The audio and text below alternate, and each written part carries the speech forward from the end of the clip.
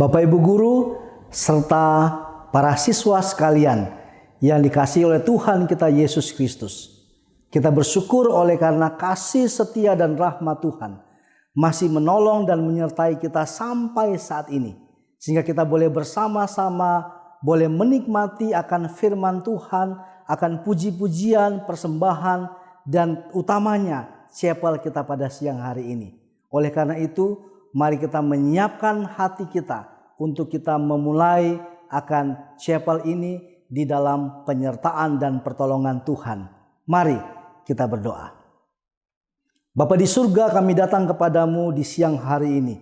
Bersyukur oleh karena Engkau memberikan kepada kami hak istimewa untuk berjumpa dengan Engkau melalui firman-Mu, melalui ibadah kami di siang hari ini. Oleh karena itu ya Tuhan, kami menyerahkan ibadah chapel kami ini dari awal, pertengahan hingga akhirnya. Kami berdoa menyerahkan setiap hamba-hamba Tuhan yang mengambil bagian dalam chapel ini. Kiranya Tuhan menolong dan memberkati mereka. Dan juga Tuhan, kami berdoa untuk setiap kami yang bersama-sama menikmati akan chapel ini. Kiranya kuasa Tuhan turun atas kami sehingga kami mampu berjumpa secara pribadi dengan Tuhan melalui chapel kami di saat ini. Dalam nama Tuhan kami Yesus Kristus, kami berdoa dan bersyukur kepadamu. Amin.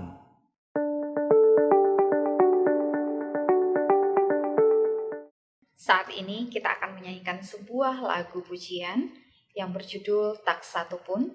Lagu ini terinspirasi dari Kitab Roma 8 ayat 35 sampai 39. Namun saya akan membacakannya dari ayat 38. Sebab aku yakin bahwa baik maut maupun hidup, baik malaikat-malaikat maupun pemerintah-pemerintah, baik yang ada sekarang maupun yang akan datang, atau kuasa-kuasa, baik yang di atas maupun yang di bawah, ataupun sesuatu makhluk lain, tidak akan dapat memisahkan kita dari kasih Allah yang ada dalam Kristus Yesus Tuhan kita. Untuk itu, mari kita nyanyikan lagu Tak Satu Pun.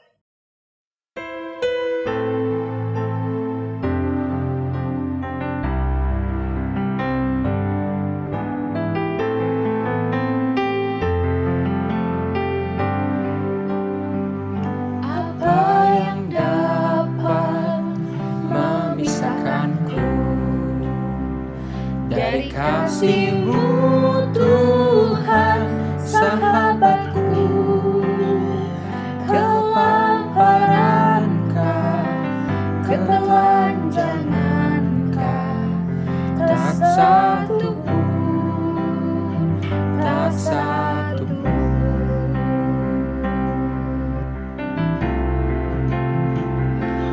Apa yang dapat memisahkanku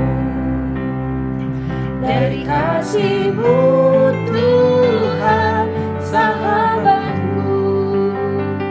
Aniayakah, penderitaan-Kah, tak satu pun, tak satu pun. Tiada satu pun seperti Kau, Yesus. Kau sahabat yang sejati. Dalam bahaya Kau menggendongku. Engkau Yesus, sahabatku.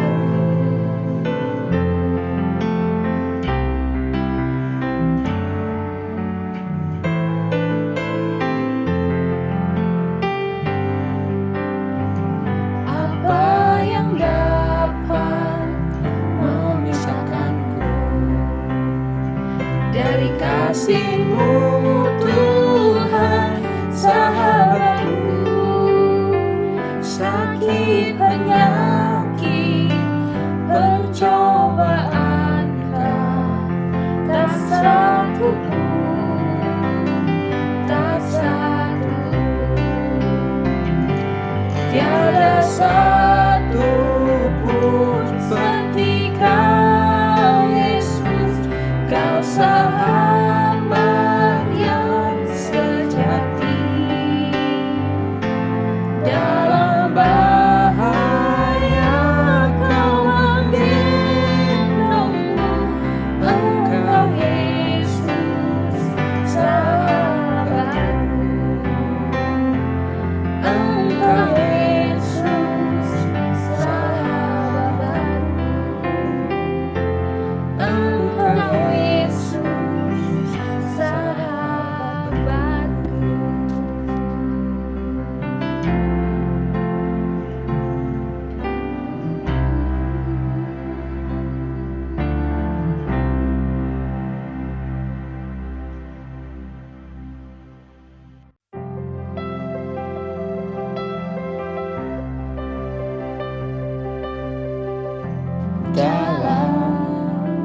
kesesakanku.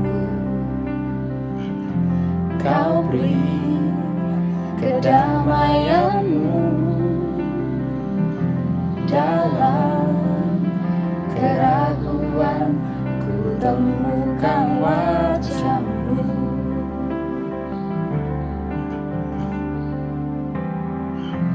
Karena pengorbanan-Mu, Kau jadikanku baru. Sungguh ku terkagum, amanku di dalam-Mu, Yesus. Kau membuatku sesuai rencana-Mu. Kau memegang setiap musim hidupku. Ku serahkan semua kekhawatiranku, ku milik-Mu.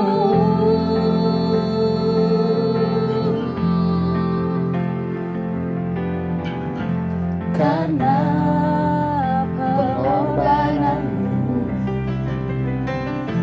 Kau jadikanku baru. Sungguh ku terkagum, amanku di dalam-Mu, Yesus.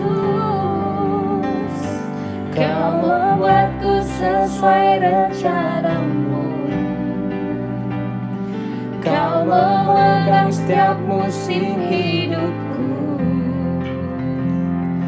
Ku serahkan semua kekhawatiranku, ku milik-Mu.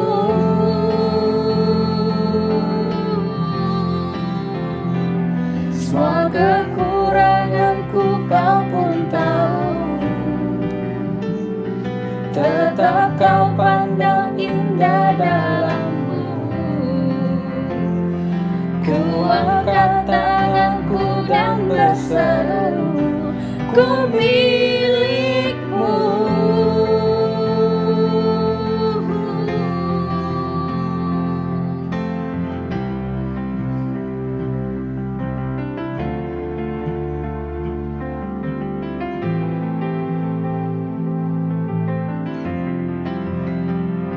I am yours now forever. In your grace I surrender. You are mine now forever. I'm alive in your wonder. Kau membuatku sesuai rencana-Mu. Kau memegang setiap musim hidupku. Ku serahkan semua kekhawatiranku, ku milik-Mu.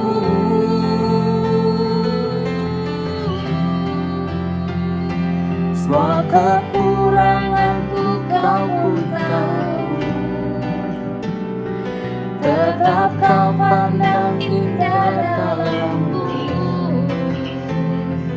Ku angkat tanganku dan berseru, ku milik-Mu.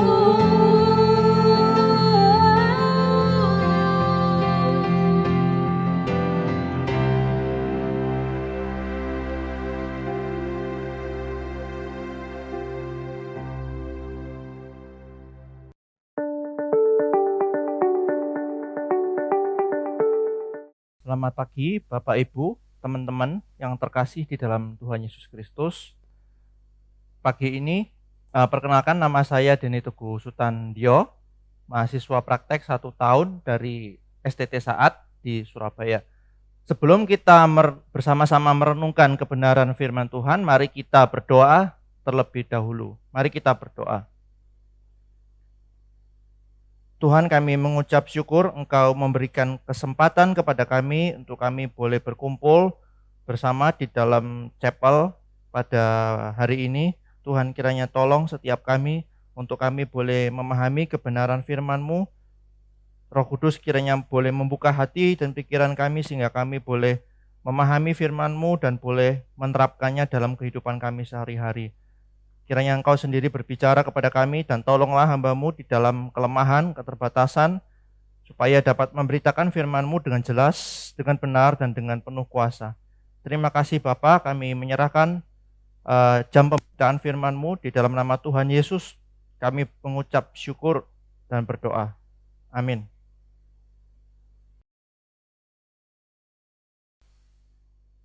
Bapak Ibu, teman-teman yang terkasih, ada sebuah cerita, yaitu pada bulan Agustus tahun 2020, seorang pemuda di Tegineneng, tidak disebutkan namanya, sebut saja namanya Joko. Semoga tidak ada yang namanya Joko, ya. Seorang pemuda ini, si Joko ini membunuh pacarnya yang berusia 16 tahun, yang sedang hamil 6 bulan. Karena apa? Karena ia takut disuruh menikahi korban, menikahi pacarnya itu. Mungkin kita pikir, cowok ini kok tega banget ya membunuh pacarnya. Bukankah ini pacarnya? Bukankah kalau setiap hari Valentine mungkin si cowok ini akan memberikan bunga, memberikan coklat gitu ya. Yang jelas mungkin bunga bukan bunga bank gitu ya. Memberikan sesuatu yang spesial buat si pacarnya. Tetapi kenapa kok si cowok ini tega banget membunuh pacar yang sudah yang dia cintai dengan begitu tragis? Ini membuktikan bahwa mungkin pemuda ini tidak menunjukkan atau tidak memiliki kasih sejati kepada si pacarnya. Karena apa? Karena pemuda ini ternyata memanfaatkan pacarnya sampai hamil 6 bulan, kemudian bukannya mempertanggungjawabkan hasil perbuatannya, malah si pemuda ini membunuh pacarnya.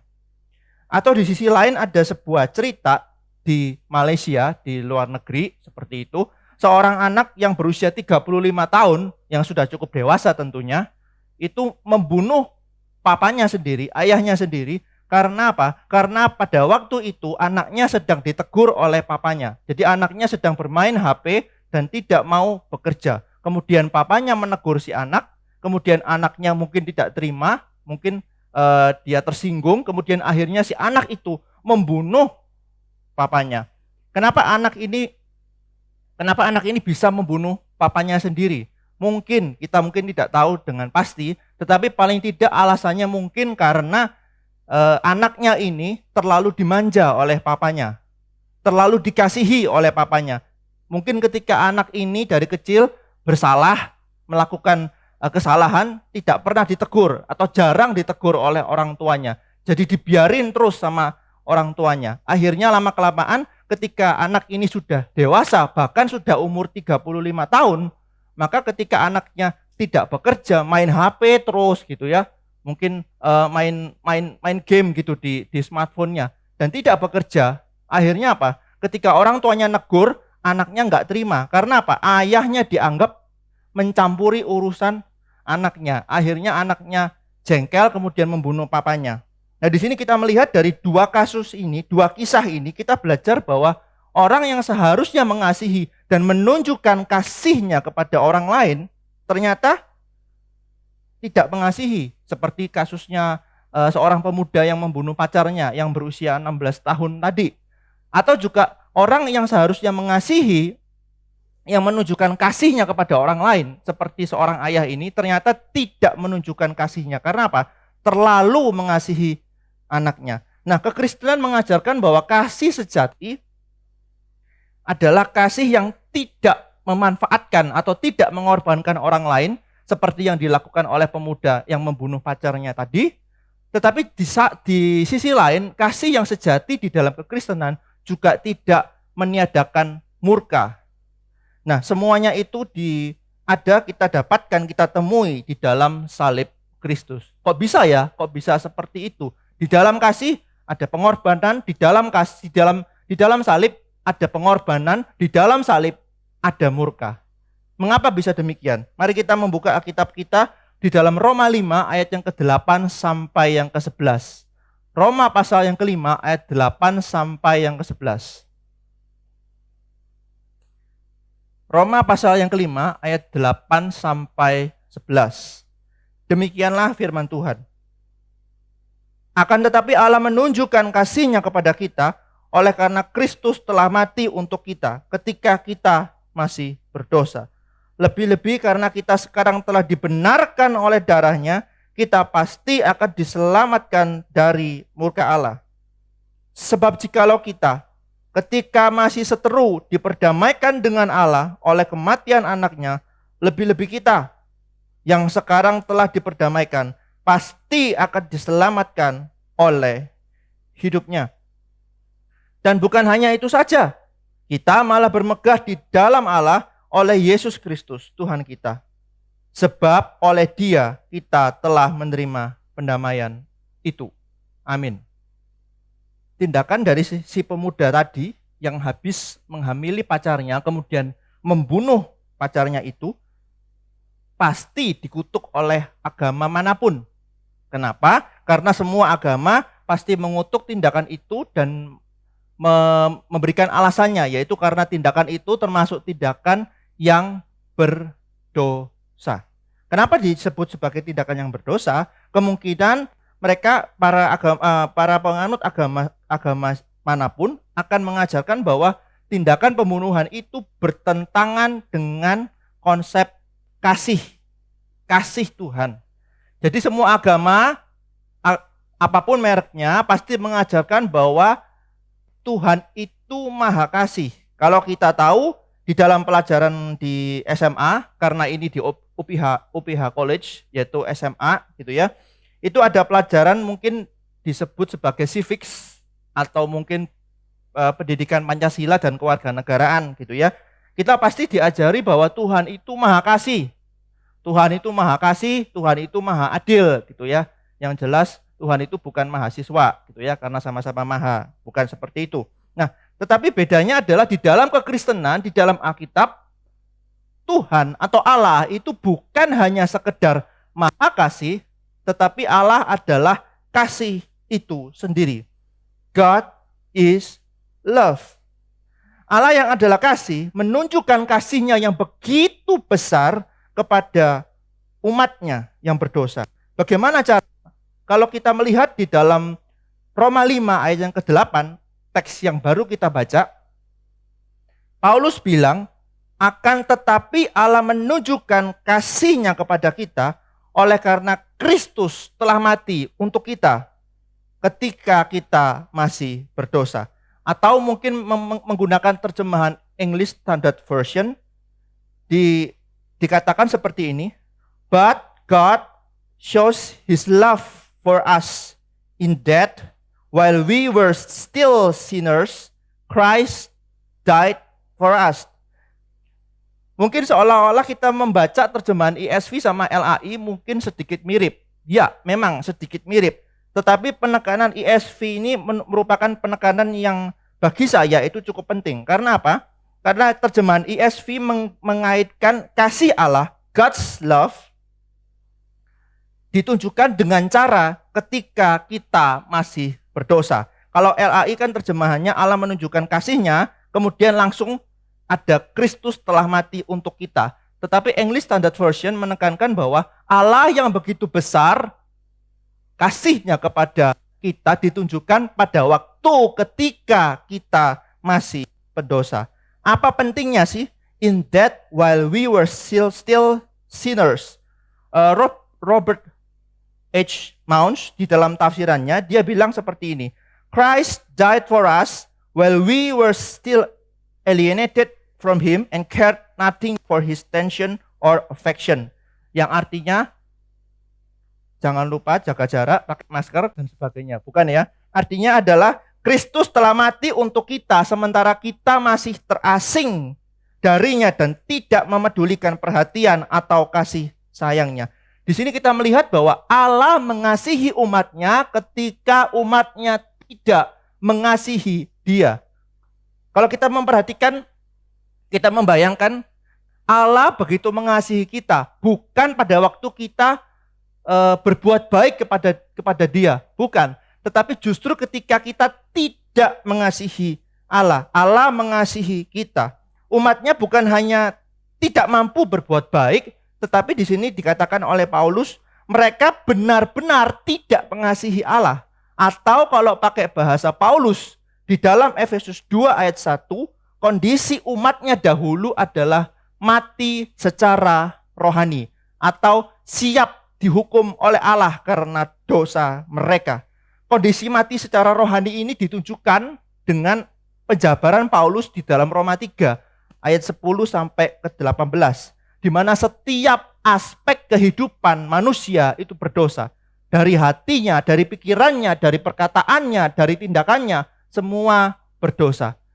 Teman-teman, kalau misalnya di sini ada kalau ada cowok misalnya atau ada cewek misalnya, kemudian menemukan ada lawan jenis yang mendekati dia, ada cowok yang mendekati dia, yang memenuhi karakteristik di Roma 3 ayat 10 sampai ke 18.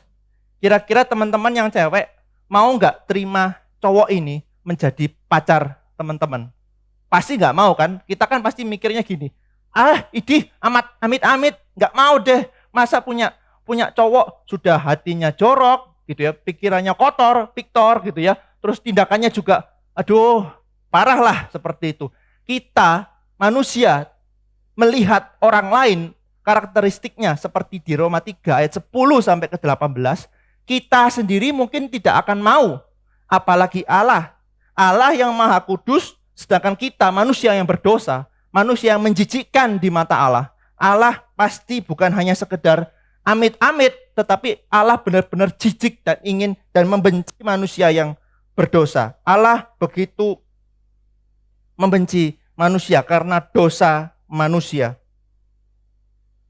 Nah, tetapi berita baiknya adalah Allah yang membenci manusia yang berdosa, Allah yang membenci dosa manusia adalah Allah yang mengasihi umatnya, yang karakteristiknya itu sangat-sangat begitu parah, seperti yang di Roma 3 ayat 10 sampai ke 18. Nah, bagaimana caranya Allah mengasihi manusia? Dengan cara mengutus Kristus mati bagi mereka. Di sini kita melihat wujud kasih Allah yang begitu sangat-sangat besar. Agak lebay bahasanya, tetapi begitulah Alkitab mengajarkan. Allah yang begitu sangat mengasihi umatnya ditunjukkan dengan cara apa? Kristus mati bagi umatnya. Mengapa saya sebut sebagai kasih yang terbesar? Mengapa saya mengatakan bahwa Allah begitu sangat mengasihi kita? Atau kasih yang terbesar yang Allah berikan kepada umatnya adalah Kristus mati bagi umatnya. Kenapa disebut sebagai kasih yang terbesar? Karena Kristus mengorbankan harta yang paling berharga, yaitu nyawanya sendiri. Itu adalah harta yang paling berharga. Kristus tidak mengorbankan bajunya, Kristus tidak mengorbankan harta miliknya, Kristus tidak mengorbankan apapun yang dia miliki, entah itu uangnya atau apapun juga, tidak. Yang dikorbankan oleh Kristus adalah dirinya sendiri, hidupnya sendiri. Dan kita tahu bahwa dia adalah Allah sekaligus manusia. Diri Allah dikorbankan oleh Kristus untuk menebus dosa umatnya. Di sini kita melihat kita yang benar-benar hopeless, manusia, umat Allah yang benar-benar tidak berpengharapan. Allah mengasihi mereka bukan dengan memberikan peraturan baru, menambah-nambah hukum baru supaya manusia lebih dekat sama Tuhan, tidak, tetapi dengan memberikan Kristus kepada umatnya. Mungkin kisah ini bisa membantu kita untuk melihat, untuk memahami betapa besar kasih yang Kristus nyatakan kepada umatnya.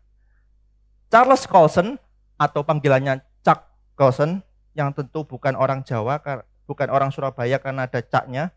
Chuck Colson itu menceritakan sekelompok tawanan perang Amerika selama Perang Dunia yang kedua. Tawanan perang ini dipaksa melakukan kerja berat di sebuah kamp penjara. Jadi mereka, sekelompok tawanan perang ini ada 20, mereka dari pagi disuruh bekerja. Setiap orang, ada 20 tawanan perang itu diberikan sekop untuk bekerja seharian. Kemudian pada waktu malam, ke-20 tawanan perang itu harus mengembalikan sekop yang diberikan oleh si penjaga camp itu. Kemudian pada waktu malam, masing-masing tawanan itu mengembalikan sekop itu kepada si penjaga. Dan ternyata ketika penjaga itu menghitung sekop itu, ternyata bukan 20 sekop yang ditemuinya, tetapi 19. Penjaganya langsung marah gitu ya. Kok bisa 19 ya? Padahal ini orangnya 20.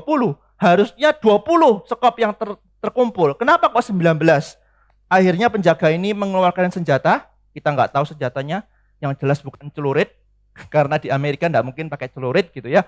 Mengeluarkan senjatanya, mungkin pistol dan sebagainya. Kemudian penjaga ini mengancam, siapa yang tidak mau ngaku, yang tidak mengembalikan sekopnya, aku akan membunuh 5 orang dari kalian. Kemudian dari antara 20 tawanan perang itu, seorang pemuda yang berusia 19 tahun maju ke depan dan bilang kepada si penjaga itu bahwa dia yang melakukannya. Kemudian penjaga itu menarik dia ke samping, kemudian penjaga itu menembak kepalanya dan mati. Kemudian penjaganya pulang ke rumah, dan ternyata ketika sekop itu dihitung kembali oleh teman-teman ke-19 tawanan perang itu, akhirnya ditemukan bahwa sekop itu ternyata 20 jumlahnya, bukan 19. Jadi si penjaga itu salah hitung. Dari kisah ini kita melihat bahwa bocah 19 tahun itu sudah mengorbankan dirinya. Dia yang tidak bersalah, dia yang tidak mencuri, tidak mencuri sekop itu, bukan tidak mengembalikan sekop itu, tetapi dia mengorbankan dirinya sampai dia mati bagi 19 temannya. Itu yang dilakukan oleh Kristus. Mungkin yang dilakukan oleh Kristus bukan hanya sekedar Kristus tidak bersalah, tetapi dia sama sekali tidak berdosa. Dia menebus kita. Dia yang tidak berdosa dijadikan berdosa agar dia dapat menanggung dosa umatnya. Bukan hanya Kristus menyerahkan nyawanya sendiri bagi umatnya. Di ayat yang ke-9a, Paulus bilang ia membenarkan umatnya. Apa sih arti membenarkan? Mungkin teman-teman di UPH College mungkin sudah belajar teologi, paling pernah mendengar istilah justification, justified. Tetapi paling tidak saya akan memberikan definisi singkat dari Jerry Bridge. Jerry Bridge mendefinisikan membenarkan artinya to be justified means more than to be declared not guilty. It actually means to be declared righteous before God. It means God has imputed or charged the guilt of our sin to His Son, Jesus Christ, and He's imputed or credited Christ's righteousness to us. Yang artinya, umat Allah itu bukan hanya dinyatakan tidak bersalah, tetapi umat Allah dinyatakan benar karena Allah sudah memperhitungkan dosa umatnya kepada Kristus dan kebenaran Kristus kepada umatnya. Kalau teman-teman masih bingung, saya akan memberikan sebuah contoh simpel agar kita bisa mengerti. Bayangkan ada seorang napi kelas kakap. Kenapa disebut napi kelas kakap? Karena bukan kelas paus. Enggak ada ya kelas paus, kelas teri gitu ya. Kalau kelas kakap, bayangkan seorang napi kelas kakap, yang dilakukan oleh napi kelas kakap itu biasanya kenapa kok disebut kelas kakap? Mungkin karena dia sudah habis membunuh puluhan orang gitu ya. Kemudian habis mencuri harta milik atau perhiasan dari mungkin pejabat atau orang-orang kaya yang terkenal gitu ya. Kemudian dia melakukan dosa-dosa yang lain, bahkan membunuh papa mamanya sendiri mungkin seperti itu. Napi kelas kakap ini ketika dia masuk ke ruang sidang, ruang pengadilan, apa yang dilakukan oleh napi ini? Reaksi apa yang normal yang napi ini lakukan? Kan enggak mungkin kan seorang napi kelas kakap masuk ke ruang persidangan, ruang pengadilan di mana ada hakim di situ, kemudian napi itu menyapa Pak Hakim gitu ya dengan santai, dengan penuh kegembiraan. Mungkin napi itu berkata, "Halo Pak, apa kabar?" Kan enggak mungkin kan seorang napi kelas kakap yang begitu mengerikan tiba-tiba bukannya malah bersalah, bukannya malah malu, malah menyapa hakim dengan santai gitu. Itu enggak mungkin, itu bukan reaksi normal dari napi kelas kakap. Harusnya gimana? Nabi kelas kakap kalau datang ke ruang persidangan, ruang pengadilan, dia akan tertunduk malu, dia akan menyesali perbuatannya. Mungkin seperti itu.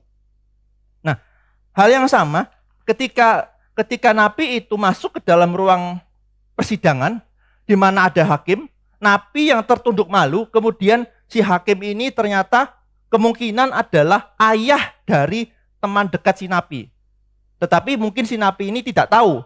Jadi ketika si hakim ini memutuskan bahwa kamu bersalah, kamu harus mati, dihukum mati, seperti itu. Tetapi si hakim ini bilang kepada napi kelas kakap ini, kamu memang harus mati, tetapi aku akan menyuruh anakku. Kemudian si hakim ini memanggil anaknya yang sangat dia kasihi. Mungkin si hakim ini memiliki anak tunggal seperti itu. Kemudian anak dari hakim ini dipanggil, kemudian dia dihadirkan ke ruang sidang. Kemudian si hakim ini mengatakan, kepada si napi itu, memang kamu bersalah, kamu harus dihukum mati. Tetapi biarlah anakku yang tunggal ini yang mati bagi kamu. Kira-kira napi kelas kakap ini reaksinya gimana? Apakah reaksinya, oh ya bagus kalau begitu, aku bisa berbuat dosa lagi, aku berbuat jahat lagi. Reaksinya kan pasti bukan begitu kan? Reaksi dari napi kelas kakap ketika dia dengar perkataan si hakim, terus kemudian dia melihat sendiri bahwa anak si hakim itu adalah teman dekatnya sendiri. Yang dilakukan oleh napi kelas kakap ini gimana? Dia pasti akan bilang, waduh bro, jangan gitulah, kamu jangan menggantikan aku tuh loh yang sudah berdosa, yang sudah membunuh banyak orang, aku yang harus dihukum mati bukannya kamu. Tetapi si anak ini, karena dia taat kepada papanya, maka si anak hakim ini akhirnya tetap menjalankan menerima hukuman mati dari papanya. Dan di sini kita melihat, bukankah itu yang dilakukan oleh Kristus? Allah mengutus Kristus, putra tunggalnya yang sangat dia kasihi, untuk menebus dosa umatnya. Umatnya yang harusnya mati karena dosanya yang begitu jahat. Tetapi Allah menunjukkan kasihnya dengan mengutus Kristus mati bagi mereka. Paulus bukan hanya sekedar mengatakan bahwa Allah membenarkan kita, tetapi Paulus bilang Allah membenarkan kita melalui darah Kristus yang mahal. Pertanyaannya, kenapa harus darah? Kenapa bukan air? Enggak ada hubungannya. Kenapa harus darah? Karena darah menunjuk kepada konsep korban di dalam Perjanjian Lama. Kalau kita membaca di dalam Perjanjian Lama, darah adalah satu-satunya bagian penting dalam korban binatang untuk mengampuni dosa manusia. Jadi kalau di dalam PL kita belajar bahwa ketika ada orang berdosa, ketika umat Israel berdosa, yang dilakukan adalah bukan dengan berbuat amal, tetapi dengan apa? Mengorbankan binatang untuk dosa-dosa mereka. Agar melalui korban binatang itu, dosa-dosa mereka dapat diampuni. Nah, dengan cara itu, dengan cara demikian, maka Kristus, korban binatang itu bagaimana caranya untuk mengampuni dosa? Darah binatang itu harus disembelih dan darahnya itu dapat mengampuni dosa manusia. Itu menurut Perjanjian Lama.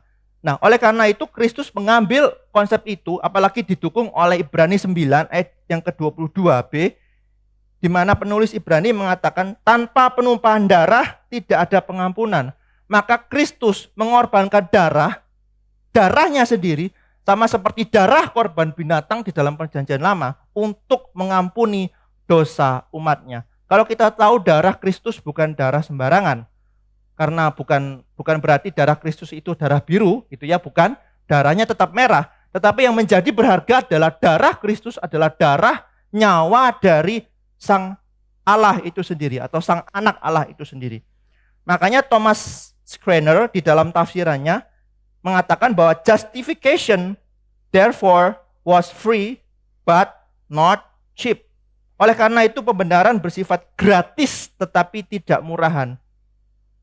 Ini berarti bahwa pembenaran yang Allah lakukan bagi umatnya itu gratis. Kita tidak perlu membayar apapun untuk kita dianggap benar oleh Allah. Kita tidak perlu berbuat amal untuk dibenarkan Allah. Tidak. Allah membenarkan kita secara cuma-cuma di dalam Kristus. Tetapi free, bebas, gratis yang dilakukan oleh Allah tidak berarti ya karya Allah itu barang murahan. Justru itu barang yang sangat amat mahal yang tidak bisa dibayar oleh manusia sesuci apapun, yaitu dengan darah Kristus.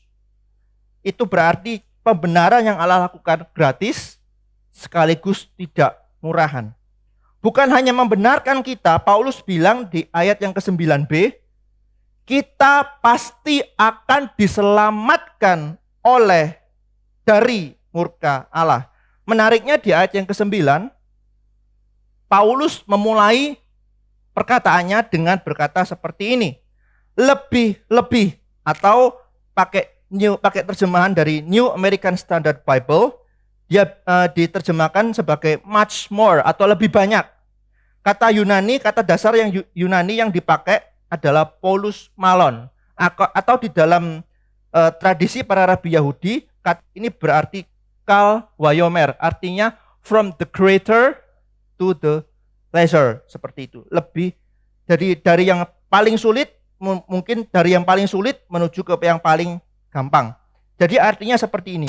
Jika Kristus saja rela membenarkan atau menganggap benar umatnya yang berdosa, itu suatu hal yang sangat-sangat mustahil dilakukan, yang sangat-sangat sulit. Karena kita tahu bahwa Allah Maha Kudus, umatnya berdosa, adalah sulit bagi Allah yang Maha Kudus yang membenci dosa bisa mengatakan, bahkan bisa menganggap umatnya yang berdosa itu sebagai orang yang tidak berdosa. Itu perkara tindakan yang sulit sekali dilakukan oleh Allah.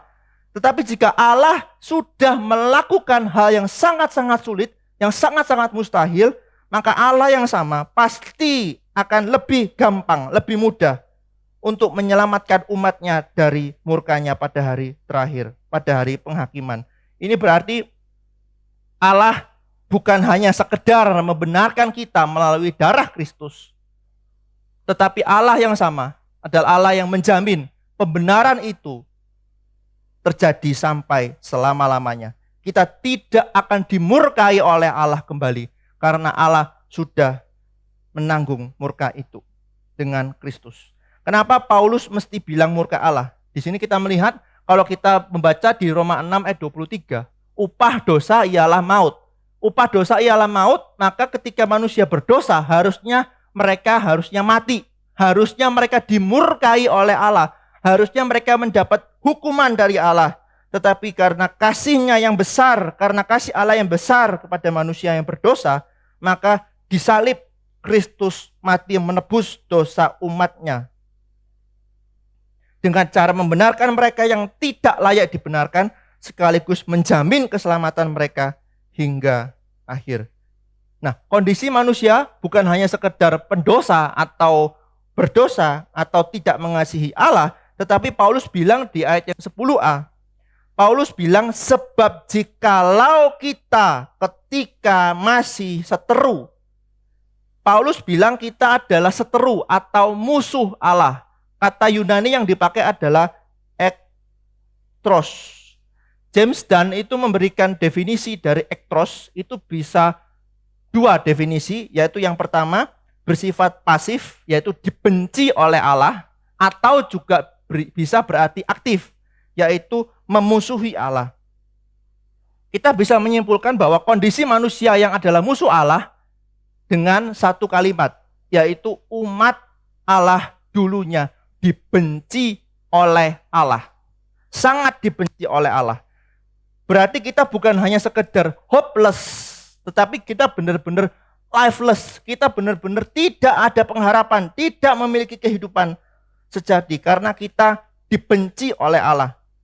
Teman-teman, Bapak Ibu pernah nggak punya pengalaman dibenci oleh orang lain?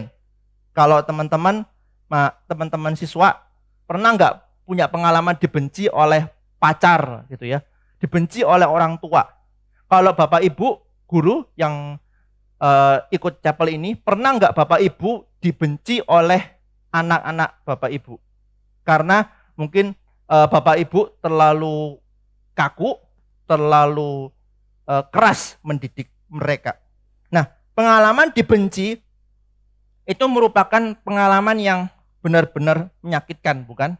Kalau bahasanya, kalau orang dibenci, kalau kita dibenci oleh orang lain, sakitnya tuh di sini gitu ya. Sakitnya tuh di sini, bukan di situ. Nah, tapi ketika manusia, ketika umat Allah bukan hanya sekedar dibenci orang lain, tetapi lebih parahnya dibenci oleh Allah. Allah yang menciptakan mereka. Bukankah itu suatu sakit yang bukan hanya sekedar sakit, tetapi benar-benar sangat amat sakit dan ujung-ujungnya mati. Kondisi inilah yang sedang diajarkan oleh Paulus. Kita dibenci oleh Allah, kita musuhnya Allah. Nah, tetapi umat Allah yang dibenci Allah, ternyata Allah tidak selama-lamanya membenci umatnya. Allah yang membenci umatnya yang berdosa. Ya, karena Allah adalah Allah yang Maha Kudus, umatnya berdosa. Tetapi Allah yang membenci umatnya adalah Allah yang juga mengasihi mereka. Dengan cara bagaimana? Kalau kita melihat di dalam ayat yang 10b, Paulus bilang, Allah mengasihi umatnya dengan cara mendamaikan, diperdamaikan dengan Allah oleh kematian anaknya. Atau kalau kita pakai bahasa teologis disebut sebagai rekonsiliasi. Rekonsiliasi. Umat Allah dengan Allah dulu terputus akibat dosa. Kita semua tahu kan di dalam Kejadian 3. Bahkan dampaknya apa? Dampaknya kalau kita baca di dalam Kejadian 3, 23 sampai yang ke-24, Alkitab mencatat Tuhan mengusir dan menghalau Adam dan Hawa dari Taman Eden. Bapak Ibu, teman-teman pernah punya pengalaman diusir enggak? Mungkin bagi siswa-siswa, mungkin siswa-siswa di tempat lain ya, bukan di UPH College gitu ya. Pernah enggak siswa-siswa itu diusir dari ruang kelas? Pasti pernah. Mungkin kenapa? Karena mungkin kita tidak taat, kita ngomong sendiri di kelas, kemudian gurunya marah gitu ya, marahnya wah sampai keluar asap di kepalanya seperti itu. Kemudian meskipun bapak guru ini marah, bapak atau ibu guru atau teachers di sekolah marah gitu ya, sampai akhirnya mengusir si anak itu keluar dari ruang kelas. Meskipun si anak ini bilang, "Pak, Bu, maaf ya, saya tadi tidak mendengarkan pengajaran dari bapak atau ibu guru." Kemudian bapak atau ibu guru ini tetap marah. Akhirnya, sudah, kamu keluar dari ruang kelas ini, kamu berdiri di depan ruang kelas seperti itu. Itu pengalaman diusir. Diusir adalah sesuatu pengalaman yang tidak mengenakan bagi kita. Nah, kalau kita melihat mundur sejenak kasusnya Adam dan Hawa, ketika mereka diusir oleh Allah, mereka bukan sekedar diusir dari ruang kelas. Bukan, tetapi diusir dari Allah. Artinya relasi mereka dengan Allah terputus. Kenapa bisa terputus? Coba ya kita mundur ke belakang ketika pada waktu penciptaan, ketika Adam dan Hawa diperintahkan oleh Allah untuk mengelola, mengusahakan Taman Eden. Pada waktu itu, apa yang dilakukan oleh Allah sama Adam dan Hawa? Pasti mereka akan berkomunikasi dengan santai, dengan intim, dengan dekat, sudah sangat-sangat dekat gitu ya. Kemudian relasi yang dekat ini, relasi yang begitu intim antara Allah sama Adam dan Hawa, kemudian terputus. Teman-teman, Bapak Ibu bisa bayangkan, dulu begitu akrab, begitu dekat, begitu intim, akhirnya terputus akibat dosa. Bukankah itu suatu hal yang sangat-sangat mengenaskan?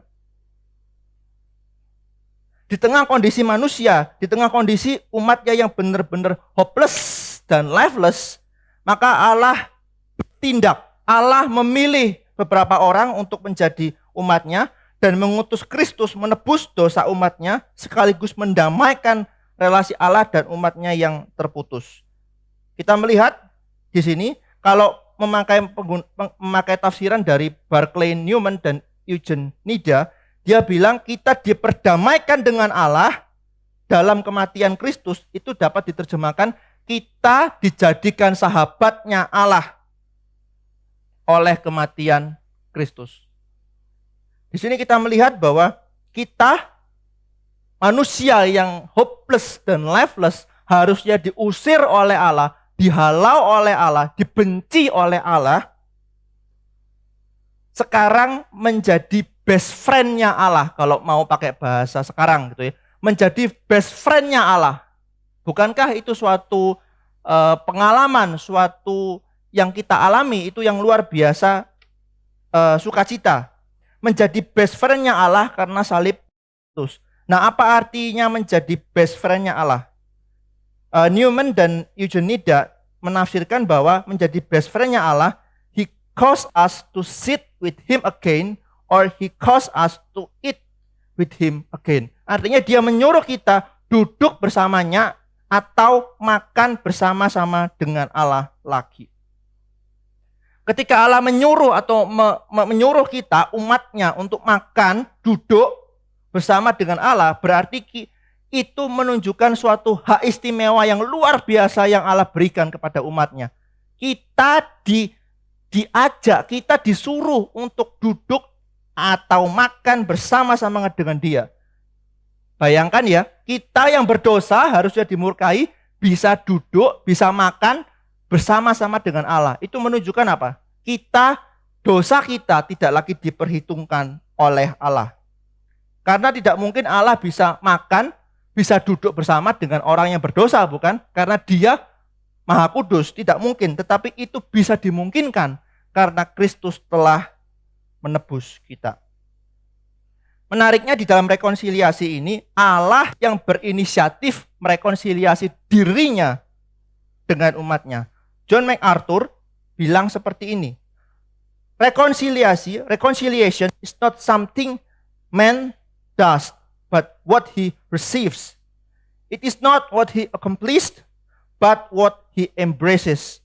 Reconciliation does not happen when man decided to stop rejecting God, but when God decides to stop rejecting man. Artinya rekonsiliasi bukan sesuatu yang dilakukan manusia, tetapi apa yang diterima oleh umatnya. Bukan apa yang dicapai oleh umatnya, tetapi apa yang dipeluk oleh umatnya. Rekonsiliasi tidak terjadi ketika manusia memutuskan untuk berhenti menolak Tuhan, tetapi justru terjadi ketika apa? Ketika Allah yang memutuskan untuk berhenti menolak manusia. Berarti kalau kita kembali misalnya ke contoh kita siswa diusir dari ruang kelas oleh Bapak Ibu guru. Jadi misalnya Bapak atau Ibu guru mengusir seorang siswa ini keluar dari ruang kelas, suruh berdiri di depan ruang kelas seperti itu, atau berdiri dimanapun. Kemudian Bapak Ibu guru ini keluar dari ruang kelas itu dan mendatangi siswa yang dihukum itu dengan bilang seperti ini, kamu ya habis pulang sekolah jangan pulang dulu, kamu nanti mampir ke kantor bapak atau ibu, kemudian kita akan lunch bareng, kita akan makan siang bersama di sebuah kafe. By the way, kamu kafe favoritmu di mana? Wah, di kafe X tertentu. Oke, kita makan di situ. Kamu bisa pilih makanan yang kamu suka. Kamu bisa minum apa yang kamu suka. Nanti saya yang akan bayar. Itu yang dilakukan oleh Allah. Kita bukan hanya siswa ini sudah bersalah, bukan? Siswa ini sudah tidak menaati gurunya, kan? Ngomong sendiri bersalah. Sudah diusir dari ruang kelas. Ya, tetapi guru ini aktif mendatangi siswa ini. Kemudian mengajak dia untuk makan bersama, lunch bersama di sebuah kafe. Bahkan kafenya pun bukan kafe yang diminati atau kafe yang difavoritkan oleh bapak atau ibu gurunya, tetapi justru difavoritkan oleh si siswa yang dihukum itu. Bukankah sukacita yang luar biasa, bukan? Kita yang diusir, siswa ini diusir oleh bapak ibu guru, keluar dari ruang kelas, ternyata malah ditraktir di kafe terkenal yang menjadi tempat favorit siswa tersebut. Kita bukan hanya senang, kalau pakai bahasa Surabaya begitu ya, kita bukan hanya senang, tapi sewenang pol gitu ya, sangat amat senang seperti itu. Bukan hanya dijadikan best friend-nya Allah, di ayat yang 10C, Paulus bilang umatnya yang dulu diusir atau dibenci oleh Allah pasti akan diselamatkan oleh hidupnya. Kata diselamatkan di sini merujuk kepada aspek future atau masa depan atau eskatologis bahasa teologinya. Karena kata Yunani yang dipakai menggunakan future tense. Jadi simpelnya adalah kita dijadikan oleh Allah, kita dijadikan best friend forever oleh Allah. Kita dijadikan teman, bukan hanya sekedar teman, tetapi teman dekat bahkan selama-lamanya. Bukan hanya 1-2 hari, bukan hanya 1-2 bulan, bukan hanya 1-2 tahun, tetapi forever, selama-lamanya. Kembali frase Paulus Malon muncul di ayat yang ke-10. Jadi kalau Allah sudah melakukan tindakan yang sangat-sangat sulit, yaitu apa? Menjadikan kita dulu dibenci oleh Allah menjadi best friend-nya Allah, itu juga sama-sama sulit. Sama-sama sulit seperti yang sudah dijelaskan tadi. Sama-sama sulit dengan ketika Allah yang Maha Kudus itu menganggap umatnya yang sangat-sangat berdosa menjadi orang yang tidak berdosa atau tidak bersalah. Maka hal yang sulit juga dilakukan oleh Allah ketika Allah menjadikan orang yang sudah dibenci oleh Allah menjadi best friend-nya Allah. Maka hal yang sama, maka adalah lebih mudah bagi Allah untuk menjadikan orang-orang yang sudah menjadi best friend ini menjadi best friend forever. Artinya apa?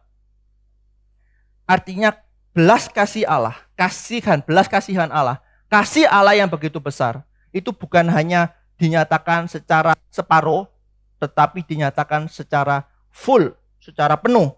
Kita yang dulu dibenci oleh Allah, kemudian kita menjadi best friend-nya Allah, bukan hanya sekedar menjadi best friend-nya Allah, tetapi menjadi best friend Allah selama-lamanya. Ini sukacita yang luar biasa, bukan bagi kita umatnya. Kita akan bersyukur luar biasa karena kasih setianya, karena karena karya Allah yang luar biasa besar bagi kita. Kembali ke contoh siswa tadi yang diusir oleh bapak ibu gurunya. Setelah bapak ibu ini mentraktir siswanya yang dihukum itu, mentraktir makan siang, kemudian hubungan antara siswa ini dengan bapak ibu gurunya itu bukan hanya menjauh, tetapi dekat, semakin dekat. Bahkan di hari-hari berikutnya mungkin bapak ibu guru akan ngajak si siswa ini nge-mall bareng gitu ya. Kalau di Jakarta mungkin kemana gitu ya, ke mall Puri Plaza, ke mall apa seperti itu, nge-mall bareng, hang out bareng. Bahkan mungkin guru ini akan mengajak keluarganya sekalian gitu ya, untuk bersama-sama, untuk hang out, untuk ngobrol, jalan-jalan bersama siswa ini, siswa yang sudah dihukum ini. Bukan hanya itu, ketika misalnya siswa yang sudah bersalah ini melakukan kesalahan lagi, mengulang kesalahan lagi, maka si guru akan tetap menegur dia, tetapi tidak membenci lagi, tidak mengusir dia keluar dari ruang kelas lagi, tetapi justru menegur, mengarahkan, memimpin dia untuk menjadi orang yang lebih benar lagi. Nah, di sini kita melihat itulah yang dilakukan oleh Allah. Allah bukan hanya sekedar menjadikan kita best friend-nya Allah, tetapi Allah menjadikan kita best friend selama-lamanya. Ini berarti keselamatan kita, apa yang dilakukan oleh Allah, pendamaian, rekonsiliasi yang Allah lakukan, itu terjadi selama-lamanya. Keselamatan kita bukan partial, bukan Pendeta Yohan Candawasa pernah bilang bahwa keselamatan kita itu bukan seperti ini. Allah memberikan kita keselamatan sebagai DP, kemudian kita melunasi sisanya. Bukan seperti itu. Dia yang memulai karya keselamatan, dia yang memulai rekonsiliasi, dia yang memulai pendamaian itu, dia juga yang menyempurnakannya secara sempurna pada waktu Kristus datang kembali kedua kalinya, pada waktu akhir zaman. Di sini kita melihat kembali sukacita yang luar biasa. Dulu kita pendosa, kemudian Allah mengampuni kita. Kemudian dulu kita dibenci oleh Allah, kemudian kita dijadikan sahabat, best friend-nya Allah. Bukan hanya sekedar best friend lagi, best friend forever. Best friend selama-lamanya oleh Allah. Maka ini mendorong kita untuk kita bersukacita. Makanya Paulus bilang di ayat yang 11, dan bukan hanya itu saja, kita malah bermegah dalam Allah oleh Yesus Kristus Tuhan kita. Sebab oleh Dia kita telah menerima pendamaian itu. Atau Barclay dan Newman menafsirkan ayat ini, menerjemahkan ulang ayat ini sebagai berikut. Ada lebih banyak lagi, Allah telah membuat kita bersukacita karena Tuhan kita Yesus Kristuslah yang sekarang menjadikan kita sahabat Allah. Yang bersukacita kita, tetapi yang bikin kita bersukacita, yang membuat kita bersukacita, bukan karena kita, tetapi Allah yang membuat kita bersukacita. Karena apa? Bukan karena Allah memberkati kita berlimpah-limpah, bukan karena Allah menyembuhkan kita yang sakit, tetapi ketika Allah mendamaikan kita, ketika Allah mendamaikan kita dengan Allah melalui Kristus Yesus. Kristus yang sudah menjadikan kita sahabat-sahabat Allah. Jadi dengan kata lain, kalau mengutip perkataannya John Stott, sukacita kekristenan, sukacita Kristiani di dalam Allah dimulai dengan pengakuan yang memalukan bahwa kita sama sekali tidak memiliki hak atas Allah, hak atasnya. Dilanjutkan dengan penyembahan yang kagum bahwa ketika kita masih pendosa dan musuh, Kristus telah mati untuk kita, dan diakhiri dengan keyakinan yang rendah hati bahwa Dia akan menyelesaikan pekerjaan yang telah Dia mulai. Berarti di sini kita melihat sukacita kekristenan, bukan sukacita yang semu, tetapi sukacita yang sejati. Karena kita bergantung, kita berharap kepada karya Allah yang sudah dimulai dan akan Dia selesaikan pada waktunya. Ini sukacita yang luar biasa yang tidak bisa dibandingkan dengan sukacita apapun di dunia ini. Karena sukacita ini adalah sukacita yang berpusat kepada Allah.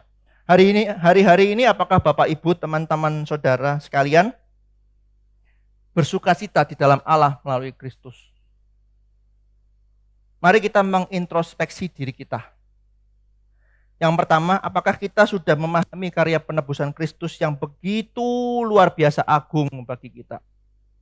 Jumat Agung dan Paskah sekitar bulan depan, kira-kira bulan depan kita akan memperingati Jumat Agung sekaligus Paskah pada hari Minggunya. Mari kita merenungkan bahwa Jumat Agung dan Paskah bukan sekedar hari raya Kristen biasa, tetapi Jumat Agung dan Paskah adalah kekristenan, inti dari kekristenan itu sendiri. Kristus mati dan bangkit bagi umatnya yang tidak berpengharapan, agar umatnya memiliki pengharapan sejati di dalam Allah. Kita bersukacita apa tidak dengan karya penebusan Kristus? Yang kedua, sudahkah kita hidup penuh sukacita di dalam Allah? Kita bukan hanya bersukacita karena kita tahu banyak doktrin. Tidak, kita bersukacita bukan karena kita menghafal atau membaca buku teologi. Tidak, meskipun itu tidak salah. Sukacita kita bukan hanya karena kita tahu bahwa Kristus sudah menebus kita. Sukacita kita juga harus diwujudkan dengan hidup kita sehari-hari yang terus bersukacita di dalam Allah. Artinya apa? Kita hidup bersukacita di dalam Allah adalah kita hidup benar di hadapan Allah. Kita berusaha menyenangkan Allah di dalam hidup kita sehari-hari. Karya keselamatan memang dimulai dan diakhiri oleh Allah. Tetapi karya keselamatan itu mendorong kita sebagai umatnya. Bukan hidup seadanya, tetapi hidup bagi Allah. Hidup benar bagi Allah. Kalau kita kembali ke contoh siswa tadi. Siswa tadi sudah diusir dari ruang kelas oleh bapak atau ibu gurunya. Kemudian bapak ibu guru nyamperin dia, mendatangi si siswa ini. Kemudian ngajak lunch bareng. Bahkan di hari-hari berikutnya, bapak atau ibu guru ini ngajak nge-mall bareng. Ngajak siswa ini nge-mall bareng. Kalau siswa ini ada kesulitan atau siswa ini bersalah kembali, bapak atau ibu guru menegur dia, tetapi tidak mengusir dia dari ruang kelas. Apa yang dilakukan oleh bapak atau ibu guru ini, kira-kira ada dampaknya apa tidak kepada siswa ini? Kasih yang begitu besar yang diwujudkan, yang dinyatakan oleh bapak atau ibu guru ini, seharusnya mendorong siswa ini hidupnya makin benar. Bukan makin sengaja melunjak gitu ya, dikasihi oleh bapak atau ibu guru makin males-malesan, kemudian makin hidupnya sembrono, gak karu-karuan. Tentu tidak. Harusnya kalau siswa normal pasti ketika siswa ini mendapat perlakuan kasih yang tidak terbatas, tanda kutip, dari bapak atau ibu gurunya, maka siswa ini akan hidup lebih benar, lebih beres dari sebelumnya. Itu yang dilakukan, itu yang harus kita lakukan sebagai umat Allah. Allah begitu besar, Allah begitu maha kudus, Allah begitu luar biasa agungnya. Yang dulu kita dianggap najis oleh Allah, kita dibenci oleh Allah karena dosa kita. Tetapi Allah bahkan menganggap kita sebagai orang yang tidak bersalah, tidak berdosa. Dan Allah yang sama menjadikan kita best friend-nya dia melalui Kristus. Bahkan bukan menjadi best friend-nya Allah saja, tetapi best friend Allah forever. Nah, kalau menjadi best friend Allah forever, itu kasih yang terbesar yang Allah lakukan bagi kita umatnya. Maka bukankah kita juga harus hidup bagi dia? Allah sudah mengasihi kita mati-matian. Allah mengasihi umatnya mati-matian dengan mengutus Kristus. Maka umatnya pun seharusnya hidup mati-matian bagi Allah. Karena kita sudah dikasihi dan ditebus oleh dia. Apa yang menjadi respon kita pada hari ini? Paskah bukan menjadi ajang untuk Jumat Agung, dan Paskah bukan hanya sekedar momen kita libur sejenak dari sekolah online. Tetapi Jumat Agung dan Paskah mendorong kita, mengingatkan kita betapa luar biasanya karya keselamatan Allah yang dia nyatakan di dalam Kristus Yesus bagi kita umatnya. Biarlah perenungan kita pada hari ini boleh mendorong kita untuk makin kita hidup memuliakan nama Allah. Mari kita berdoa. Bapa, terima kasih Engkau sudah memberikan kesempatan kepada kami untuk kami boleh mendengarkan firman-Mu, boleh memahami karya agung Allah yang luar biasa bagi kami, memahami betapa besarnya karya kasih-Mu kepada kami, betapa besarnya penebusan Kristus itu bagi kami. Dan biarlah momen ketika kami mengalami, memahami karya Allah itu bukan hanya sekedar momen yang berlalu begitu saja, tetapi momen yang menjadikan kami makin hari makin bersyukur dan sekaligus makin hidup bagi Allah, hidup bagi kemuliaan-Mu, hidup mati-matian bagimu, karena Engkau sudah mati beneran bagi kami.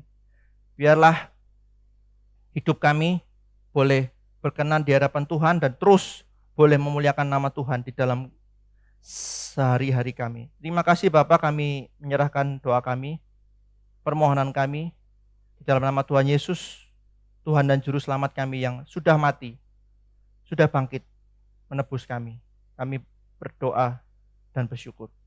Amin. Bapak, Ibu guru dan para siswa sekalian, kita telah menikmati akan firman Tuhan yang telah mendorong kita untuk mengalami pertumbuhan, pelayanan dan pengharapan di dalam Tuhan. Oleh karena itu, mari kita lanjutkan hari ini segala aktivitas kita dan kita memohon berkat daripada Tuhan. Mari kita berdoa. Kami sudah mendengarkan akan firman-Mu ya Tuhan. Dan saat ini kami akan kembali dalam aktivitas kami. Kami sungguh-sungguh percaya bahwa berkat dan damai sejahtera dari Allah Bapa, Putranya yang kudus, di dalam penghiburan yang sejati oleh kehadiran Roh yang kudus. Kami sungguh-sungguh percaya itu ada dalam kehidupan masing-masing kami, menyertai kami, menolong dan senantiasa memperbaharui akan kehidupan kami seturut dengan firman-Mu. Oleh karena itu, kami menyerahkan aktivitas kami selanjutnya ke dalam tangan pengasihan-Mu.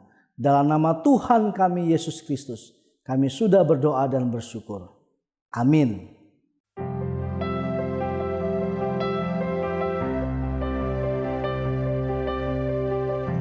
Dalam kesesakanku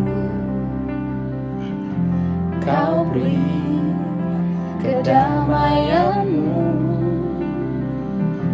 dalam keraguan ku temukan wajah-Mu.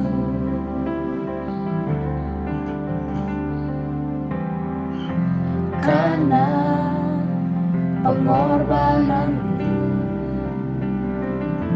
Kau jadikanku